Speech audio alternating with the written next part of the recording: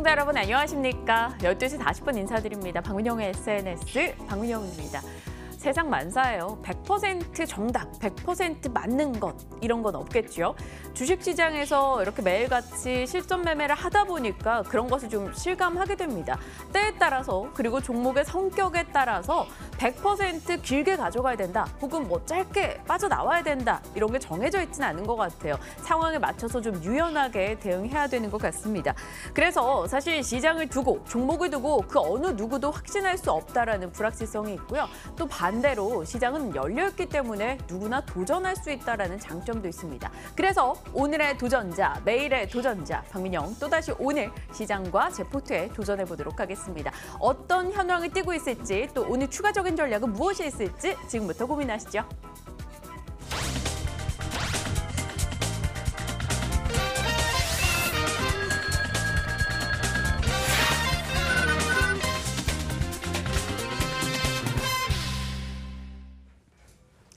박앤코의 올백 시간입니다.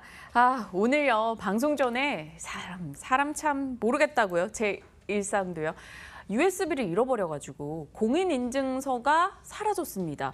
그래서 스튜디오에서 지금 설치하는데 너무 고생을 하고 있어서 채팅창에 미리 들어가서 여러분들과 소통하지도 못했고요. 그리고 지금 인사 나누실 두 분이 제가 이걸 세팅하는 시간 동안 또 시장에 대한 코멘트를 도와주셔야 될 것 같아요. 권홍섭 대리님, 김진경 팀장님과 오늘 함께합니다. 두 분 어서 오세요. 네, 안녕하세요. 네, 안녕하십니까. 공인인증서가 이렇게 중요한 걸요. 다시 한번 느낍니다. 권홍섭 대리님, 네. 오늘 시장에 대한 코멘트 해주시고요. 오늘 출발 전에, 방송 전에 저한테 그러셨잖아요. 오늘 강력하게 의견을 줄 게 있다라고 얘기하셨는데 어떤 내용인지요? 네, 우선 이제 좀 시장 상황을 좀 살펴보자면 이제 뭐 주말이었죠. 이제 G20 정상회담을 통해서 이제 양국 간에 이제 미국과 중국이 90일간의 휴전을 어떻게 맹목적으로 좀 만들어가면서 관세에 대한 이제 해빙 무드를 만들어가고 있는 상황입니다. 따라서 어저께 이제 우리나라 시장의 경우에는 급등이 나왔고 그에 따라서 오늘 하루 정도는 이제 조정 시장에 진입을 했다 이렇게 보시면 될 것 같은데요. 일단은 뭐 수급상으로는 이제 외국인과 기관이 동반 팔자에 나서면서 2120선을 간신히 유지를 하고 있는 상황이고 우리나라가 이제 그 코스피 기준으로는 이제 강하게 상향 돌파하기 위해서는 2140선, 그러니까 월봉이나 연봉 기준으로는 뭐 61선 돌파 정도가 되겠죠. 예, 그 정도로 이제 더 강하게 돌파 상승이 나온다면 V자형 반등으로 해서 2300선까지는 무난하게 갈 것으로 예상이 되고 있습니다. 그러나 이제 앞으로도 계속적으로 이제 중국과 미국의 관세 협정과 관련된 부분들이 아직까지도 이제 불확실성으로 남아 있는 상황이고요. 또한 이제 그 EU라든지 유럽 관련된 정치적 불확실성도 남아 있는 상황이고, 또한 이제 오펙에 대한 원유 감산이라든지 이런 그 유가 관련된 연동된 이런 원자재 가격도 굉장히 이슈가 남아 있는 상황이기 때문에 여러 가지 불확실성을 안고 있는 상황으로 봤을 때는 우리나라 지수는 아무래도 그 위에 상단이 2100, 한 2200선까지는 갈 것이라고 예상은 되나 당분간은 내년 상반기까지 박스권 정도로 보시면 될 것 같습니다. 오늘 이제 주요 이제 올라간 섹터로 좀 보자면은 이제 보통 이제 제약바이오가 그나마 좀 이제 올라가고 있는 상황이고, 그리고 이제 반도체 관련돼서는 역시도 뭐 이제 중국이 아무리 관세가 개선된다 하더라도 4분기부터는 삼성전자가 감익 구간에 들어가기 때문에 그런 부분에서 반도체는 약간 좀 보수적인 관점에서 들어가 보시면 될 것 같고요. 오늘 일단 시장이 이제 한 번 정도 이렇게 쉬어갈 때 강력하게 이제 언급을 한 이유가 뭐냐면 이제 제약바이오라든지 아니 앞으로 좀 상승할 만한 이제 종목들이 대거 나타날 것이라고 좀 기대감이 있기 때문에 그런 부분에서 오늘 좀 그 방송 중에 다른 데 가지 마시고 좀 이렇게 좀 주요 있게 보시면서 그 저와 그리고 김경진 팀장님께서 말씀하신 종목들을 좀 유심히 보시고 관심 있게 보시면 12월 정도 수익률은 아마 좀 괜찮게 나올 것이다 이렇게 보시면 될 것 같습니다. 알겠습니다. 시장에 대해서 쭉 이야기를 해주셨어요. 일단 제 개인 컴퓨터를 가지고 와서 매매하는 데는 문제가 없습니다. 요걸 설치하느라 조금 오래가 걸렸는데요. 지금 일단 포트 보고 김진경 팀장님께 질문을 더 드려볼게요. 오늘장 한국전력, 강원랜드 올라줍니다. 모두 수익 구간이고요. 한국전력은 4.5, 강원랜드는 6% 수익입니다. 그리고 서울반도체, 소폭, 강보합 수익이고요. 신세계푸드나 인터로조는 왔다 갔다 하고 있는 상황이에요. 어제 인터로조를 매수했었죠. 김진경 팀장님, 앞서 장대양복님께서 현대엘리베이터 수익 났다고 매도가 좀 알려주세요라는 질문도 있었고요. 그에 대한 대한 답변과 함께 제포트에 대해서 의견 주실 게 있으신지요? 네, 일단은 뭐 현대 엘리베이의 경우는 추세가 굉장히 좀 잘 만들어지고 있습니다. 사실 요즘 장에서 좀 지루한 그래도 흐름을 보이고 있는데 이렇게 지루한 장에서는 이슈가 있고 모멘텀이 확실한 업종군 위주로 좀 살펴보셔야 되십니다. 그에 비해서 현대 엘리베이가 일단 남북 교합주로서의 하나의 큰 모멘텀을 가지고 있기 때문에 단기적으로 다시금 추세를 좀 잡을 수 있지 않나라고 판단되고요. 뭐 10월 폭락장을 이겨내고 나서 11월장부터 계속적으로 좀 우상향 흐름 보이고 있는데요. 일단 하나 어떤 이평선 자체를 좀 돌파를 해놨기 때문에 단기적으로 목표가 제가 11만 원으로 좀 제시를 해드리면서 남북 경합주들 경우는 연말 내년 연초까지는 조금 더 살펴보자라고 정리해드리도록 하겠습니다. 알겠습니다. 두 분에 대한 종목 이어가기 전에요. 오늘 정대 대표님께서 저희 방송 전에 연락이 따로 제작진에게 왔습니다. 강원랜드 전량 매도해 주세요라고 의견을 보내오셨어요. 수익으로 나와야 합니다라고 강력하게 이야기를 해주셨는데요. 네, 오늘 강원랜드 전량 매도 대응을 해보도록 하겠습니다. 수익을 좀 챙겨가도록 하겠고요. 포트를 32,250원에 일단 매도 걸어놓도록 할게요. 23주. 체결은 아직 되진 않았고요. 매도는 걸어뒀습니다. 강원랜드 일단 오늘 정 대표님이 추천하셨고 정 대표님의 본인의 의견을 좀 강력하게 자신의 종목에 대해 어필하셨던 만큼 오늘 좀 강원랜드 매도로 대응해서 수익을 챙겨보도록 하겠습니다. 45,000원 정도 수익이 날 것으로 예상이 되네요. 일단 아직 미체결 상황이고요. 종목 보면서 이 체결 기다려보도록 할게요. 오늘 두 분의 딱한 종목 무엇일지 열어보시죠. 권홍섭 대리님의 종목이 키움증권, 그리고 김진경 팀장님의 종목은 이화공영이 되겠습니다. 권 대리님, 증권주 살아날까요? 키움증권 다시 더 탄력을 더 키워나갈 수 있을까요? 그리고 네. 권 대리님은 메리츠종금증권이시잖아요. 네, 뭐 이제 자사 이제 홍보는 약간 좀 이제 컴플라이언스 문제가 있기 때문에 약간 좀 어려웠고요. 뭐 이제 증권주는 대부분 다 괜찮습니다. 이제 그 가운데서도 이제 탑픽 종목이 이제 키움증권이고, 그러니까 이제 만약에 브로커리지 수수료라든지 그런 개인 투자 거래량 증가라든지 이런 부분에서 수혜가 나타날 수 있기 때문에 키움증권은 한 번쯤 관심 있게 봐야 된다라고 생각을 하고 있고요. 그리고 이제 증권주, 그러니까 금융주, 뭐 KB금융이나 신한지주 그런 금융주보다는 앞으로 이제 좀 이런 미중무역 분쟁에 대한 해빙 무드, 그리고 앞으로의 좀 이제 주가가 바닥을 찍고 박스권 장세라든지 다시 한번 또 다시 코스닥 시장이 활성화가 된다면 그렇게 된다면 이제 거래량 증가로 인해서 브로커리지 수수료가 키움증권이 가장 큰 수혜가 나타날 것이기 때문에 그런 부분에서 투자 포인트를 잡으시고 관심 있게 봐야 된다, 이렇게 보시면 될 것 같습니다. 일단 뭐 3분기 실적은 굉장히 좀 악화가 됐죠. 우리가 알다시피 6월부터 증시가 이제 큰 폭 하락하면서 키움증권의 이제 PI라든지 브로커리지 수수료가 실적 악화가 좀 나타났습니다. 그러나 이제 컨센서스는 한 20% 정도 하회를 했는데 어떻게 보면은 이런 그 급락장에서 어떻게 보면 선방을 한 상황이다, 이렇게 보시면 될 것 같고요. 일단은 뭐 그 증시 하락으로 인해서 그 일평균 거래 대금이 한 32% 정도, 그러니까 2분기 대비해서 하락을 했는데 그럼에도 불구하고 이자 이익이라든지 그런 수익은 오히려 한 608억 원, 그러니까 11% 증가한 이런 그 재무적인 이익이 났기 때문에 일단 펀더멘탈상으로는 견고한 흐름을 이어가고 있는 상황이다, 이렇게 보시면 될 것 같습니다. 다음으로는 이제 그 키움증권이 그 히어로스라는 이제 야구단을 이제 인수를 했는데요. 이제 한 5년 정도 이제 매년 한 100억 원의 이제 그 수준의 비용을 지불하면서 그 키움과 관련된 이제 서포터를 이제 광고를 할 예정이라고 합니다. 현재 이제 인터넷 전문 은행이라든지 그리고 키움 캐피탈이라든지 사업 다각화를 위해서 그런 이제 그 야구단을 이제 후원을 하게 되면서 아무래도 이제 야구는 또 우리나라에서 또 인기 스포츠다 보니까 그런 부분에서는 브랜드 가치를 좀 제고도 하고 광고 효과로 어떻게 보면 좀 사업 다각화에 대해서 홍보에 대한 효과가 나타날 것이라고 예상이 되고 있습니다.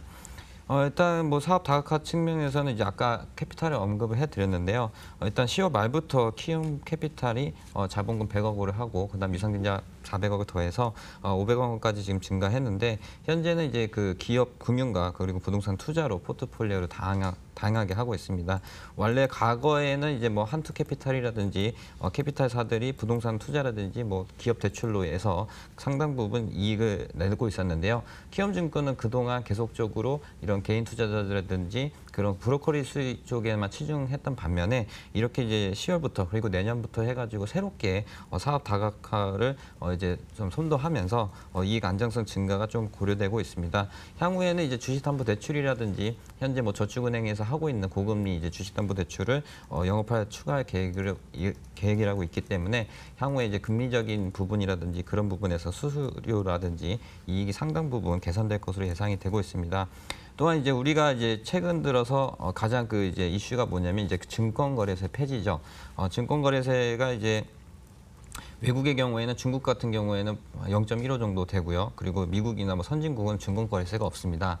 근데 이제 지금과 같이 이제 그러니까 주식시장이 이렇게 불황인 경우에는 정부 차원에서 거래세를 좀 선진국형으로 좀 폐지를 해야 되지 않나 이런 목소리가 많이 나와 있는 상황이고 네. 그에 따라서 이제 지금 현재 국회에는 계류 중이지만 만약에 이 법안이 통과가 된다면 거기에 가장 큰 수혜주가 키움증권이 될 수가 있기 때문에 이런 부분에서 키움증권을 좀 관심 있게 봐야 되는 상황이 보시면 될 것 같고요. 최근 차트 흐름상도 괜찮습니다. 뭐 이제 121선이 좀 하락으로 각도가 나오고 있는 상황이지만 여기를 이제 강하게 돌파를 하고 어느 정도 이제 그 코스피라든지 코스닥이 어느 정도 좀 올라가게 된다면은 그 위에 상단이 98,000원 정도까지도 트레이딩 관점에서는 이익 실현이 가능한 정도이기 때문에 그렇게 한번 보시면 될 것 같고요. 또한 수급적으로 보더라도 외국인들이 주구장창 좀 많이 사고 있는 상황이고 기관도 최근 들어서 연기금의 매수세가 돋보이고 있는 상황입니다. 따라서 이제 수급이라든지 그리고 차트가 다시 한번 이제 우상향으로 갈 가능성이 크기 때문에 그런 부분에서 한번 관심 있게 보시면 될 것 같습니다. 알겠습니다. 키움증권 얘기해 주셨어요. 권 대리님 키움증권 왠지 무거우실 것 같은 게 어깨가 좀 무거우실 것 같아요. 증권주 갖고 있는데 증권주 없는데 키움증권 봐야겠네요. 뭐 증권주는 무조건 키움이죠. 키움증권에 대해서 좀 긍정적인 의견들이 많이 나오고 있습니다. 김진경 팀장님의 의견도 궁금해요. 증권주 그 가운데서도 키움증권 괜찮다 보십니까? 최근 뭐 11월부터 해서 조금씩 올라오고 있는 종목이에요. 네, 일단은 뭐 시장에 가장 큰 영향을 미치는 부분이 바로 증권주인 것 같은데요. 일단은 10월에 폭락장을 겪으면서도 주가도 한 차례 고비를 겪었지만은 어느 정도 투자 심리 자체도 완화가 되면서 증권주도 대다수 반등을 보이고 있습니다. 또 요즘에는 이렇게 좀 주식을 하려는 좀 개인 투자자분들이 꾸준히 증가를 하고 있기 때문에 아무래도 증권주의 경우는 오히려 좀 더 중장기적인 면에서는 좀 지켜볼 필요가 있다라고 말씀드려야 될 것 같은데요. 다만 증권주의 특성상 시장 그 흐름에 따라서 좀 민감하게 반응하기 때문에 이러한 점들은 좀 감안을 해주시길 바라겠고요. 키움증권의 경우는 사실 증권주 안에서도 저는 대장주적인 역할을 하고 있다라고 생각을 합니다. 많은 개인 투자자분들이 좀 가장 많이 이용을 하고 있고 그만큼 점유율이 높기 때문에 오히려 증권주 안에서도 좀 대형주 그리고 대장주적인 역할을 좀 할 수 있는 종목을 찾는다면 바로 키움증권만한 종목도 없다라고 생각이 들기 때문에 안정적인 관점으로서는 키움증권도 상당히 매력이 있는 종목인 것 같습니다. 키움증권 긍정적인 의견들이 많이 나오고 있습니다. 다들 지수 상승 쪽에 조금 더 무게를 두시나 봐요. 키움증권 긍정적으로 일단 참고하겠습니다. 다음 종목이 이화공영 김진경 팀장님 종목인데요. 장대양북님께서 김진경 팀장님 이야기하셨던 현대로템도 네박자 종목에서 저희 했었었는데 사셨다고 이야기 주셨고요. 이화공영도 저희 화면에 공개되고 나서 지금 상승 탄력 갑자기 굉장히 강해지고 있다는 생각도 듭니다. 이화공영 어떤 포인트로 접근할까요? 네, 현재 시장에서 강하게 오르는 섹터를 봐도 남부 경업주인 것 같습니다. 제가 뭐 다른 프로그램에서도 뭐 현대 엘리베이를 비롯해서 선도전기, 현대 롯데는 좀 경업주들을 소개를 해드렸었는데요. 전반적으로 뭐 투자 심리가 완화가 되었다라고 하지만 시장 자체는 아직은 지루한 흐름을 보이고 있죠. 그렇기 때문에 이슈와 모멘텀이 강한 종목들 위주로 오르는 좀 분위기가 펼쳐지고 있는데 이왕이면은 그래도 이벤트가 있는 업종군으로 단기적으로 좀 노릴 필요도 있으실 것 같습니다. 뭐 최근 들어서도 뭐 김정은 위원장의 서울 답방이라든지 또 북미 정상회담 가능성들이 언급이 되고 있기 때문에 이마만큼 시장에서 재료가 있는 업종군이 바로 남북 경업주다라고 판단이 되고 있고요. 이렇게 재료가 있을 있어야 기대감을 가지고 주가가 상승 탄력을 노릴 수가 있기 때문에 만약에 단기적으로 좀 접근하시려면은 당분간은 좀 남북 경합주 이렇게 이슈가 큰 업종군 위주로 살펴보시면 좋으실 것 같습니다. 주로 남북 경합주의 흐름을 보면은 뭐 개성공단 관련주라든지 또 철도 관련주, DMZ 관련주들이 최근 돌아가면서 움직이는 모습 보이고 있는데 이화공영의 경우 DMZ 평화 관련주로 주목을 받으면서 만약에 종전 선언 시에는 가장 큰 이슈로 작용할 것으로 판단됩니다. 간략히 기술적인 흐름 좀 살펴보도록 하겠습니다. 저는 월봉으로 좀 보고 말씀을 드려볼까 하는데요. 일단 월봉을 봐서는 이번 달에 강하게 치고 올라가면서 양봉을 만드는 패턴을 보이고 있습니다. 지금 경업주들 일단은 시장에서는 대장 조정의 역할을 하고 있다라고 저는 좀 생각이 들고 있는데 10월에 워낙에 큰 폭락장을 겪은 뒤로 11월 초부터 강한 반등을 시도로 하는 종목들이 지금은 가장 중요한 시점인데요. 이렇게 바로 강한 반등이 나올 수 있는 종목들이 지금 탄력이 붙고 있기 때문에 일단은 11월부터 꾸준히 추세를 만들어가는 종목에 집중해 보시면 좋으실 것 같습니다.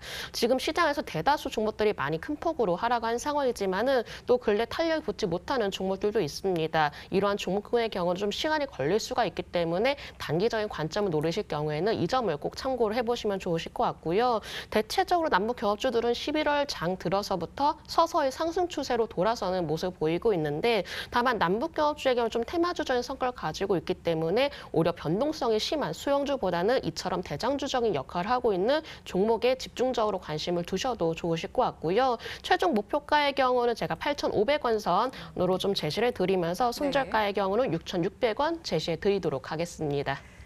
확실히 승부사셔요. 이화공영 이야기를 해주셨어요. 이화공영에 대해서도 뭐 긍정적인 의견들 올려주고 계신데요. 지금 현재 한 5% 정도 올라가고 있는 이 종목 8,500원이라고 목표 주가 이야기해 주셨죠? 네. 네, 지금 7,400원이니까 넉넉히 좀 잡아주신 것 같아요. 사실 김진경 팀장님 오시기 전에 저희 방송의 승부사는 권대리님이셨어요. 권대리님 막 경협주, 바이오주 막 이렇게 강하게 갖고 오셨었는데 약간 승부사, 더 강한 승부사가 나타나면서 권대리님 네. 뭔가 좀 차분해지신 것 같은 느낌? 네, 앞으로는 좀 차분해지도록 하려고요. 이화공영 어떻게 판단하십니까? 뭐 이화공영도 이제 남북 경협주 관련돼서도 나쁘지 않습니다. 지금 이제 12월 정도 되면은 뭐 남과 북이 만나서 정상회담도 예정이 돼 있다 뭐 이렇게 좀 기대감이 나와 있는 상황이고 또 한편으로는 뭐 미국과 북한이 만나서 또 정상회담이 열리는 게 아닌가 싶기도 하고 막 그런 부분들이 계속적으로 기대감으로 올라가고 있는데요.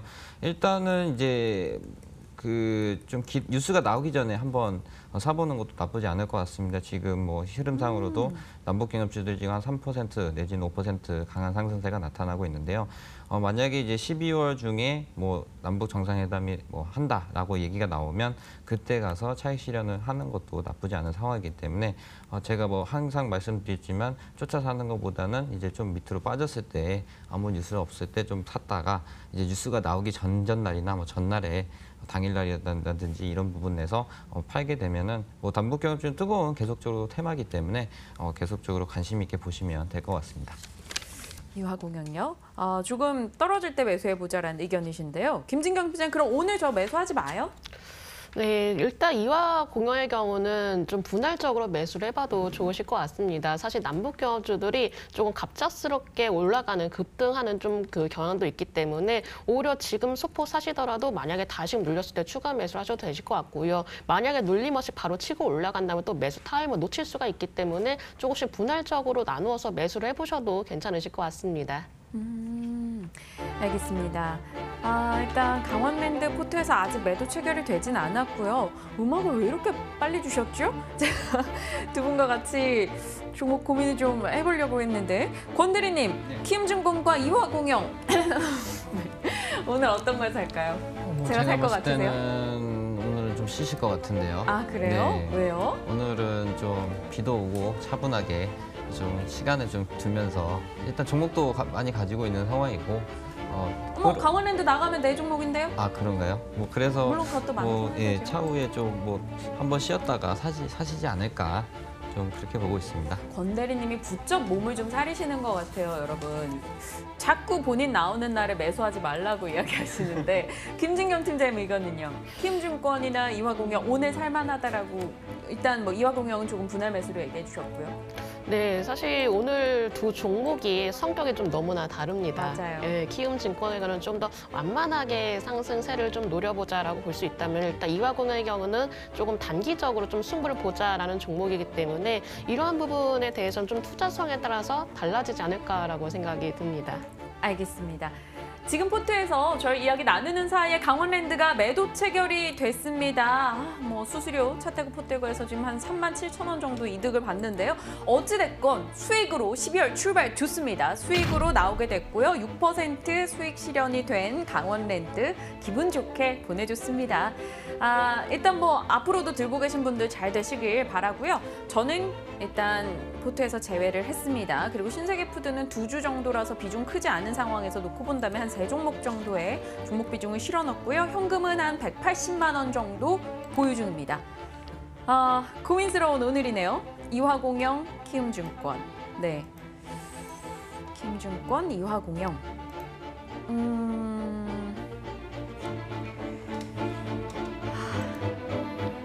키움증권 사고 싶어요. 근데 사는 게 맞을지 늘 그러네요. 권 대리는 왜 그런 미묘한 표정으로 어머 큰일 났네 이런 표정이신데? 아니요, 그런 건 아니고요. 뭐 좀 시기가 미묘하다고 보여지죠. 왜냐하면은 이제 이렇게 좀 이제 급등을 했는데 여기가 또 꼭지가 아닐까라는 좀 의심도 들고 그렇지만 저희 막 그런 몇 번의 아픔이 있어서. 네, 그렇지만 이제 그 나스닥이라든지 뭐 미국 증시라든지 그리고 우리나라 시장도 마찬가지고 그 W 패턴으로 해가지고 상바닥을 찍고 올라가는 패턴이 나왔기 때문에 지금 아마 인버스를 고려하시는 분도 많다고 들었습니다. 2100이나 2200선 사이에서는 인버스를 고려하시는 분도 많은데 그 가운데서도 증권주는 기관이 계속적으로 매집을 했다는 부분에서 조금 안심 있게 좀 봐야 되지 않을까라고 시기 때문에 좀 봐야 되고요. 그리고 증권주가 올라가게 되면 키움증권이 상당 부분 좀 탄력도 있다고 보여지기 때문에 단기 차익 실현으로도 노릴 만한 종목이다 이렇게 보시면 될 것 같습니다. 알겠습니다. 고민스러운 오늘이네요. 조금 포트에 담아볼까요? 아니에요. 참아보겠습니다. 오늘. 네. 참아보고 네, 오늘은 매수하지 않겠습니다. 지금 카메라 감독님께서 화나셨어요. 제가 살 듯 말 듯 계속 그러셔서. 그래서 일단은 오늘은 보류하도록 하겠습니다. 너무 잦은 매매를 하고 있다는 생각이 요즘 좀 들기도 하고요. 그리고 제가 생각하고 있는 비중을 좀 실어가야 되는 종목을 위해서 좀 사고자 하는 욕구를 아껴야겠다는 생각도 들고요. 180만 원 일단 총알을 쟁여놓도록 하겠습니다. 김진경 팀장님, 잘한 거겠죠? 네, 앞으로 납폭 과대주들을 또 살 수 있는 기회들이 굉장히 많을 것 같습니다. 그러한 기회를 꼭 잡기 위해서 일정 부분 또 현금 보유를 하셨기 때문에 오늘 결정도 굉장히 잘하신 것 같습니다. 네, 매수하지 말라고 공인인증서를 누가 감췄다고 얘기하시네요. 아르민형님께서 참 재치 있으셔요. 시간이 그래도 괜찮네요. 제가 뭐 매수 결정을 오늘 좀 빨리빨리 내렸더니 일단 두 분과 조금 살짝의 얘기할 시간은 번 것 같아요. 앞서 그 종목 상담을 좀 할까 하는데 시간은 그 정도는 안 될 것 같네요. 신세계푸드 추가 매수에 대해서 어떤 생각을 갖고 계신지 한번 팀장님께 여쭤볼 수 있을까요? 짤막하게? 일단은 뭐 신세계푸드의 경우는 사실 움직임 자체가 좀 무겁습니다.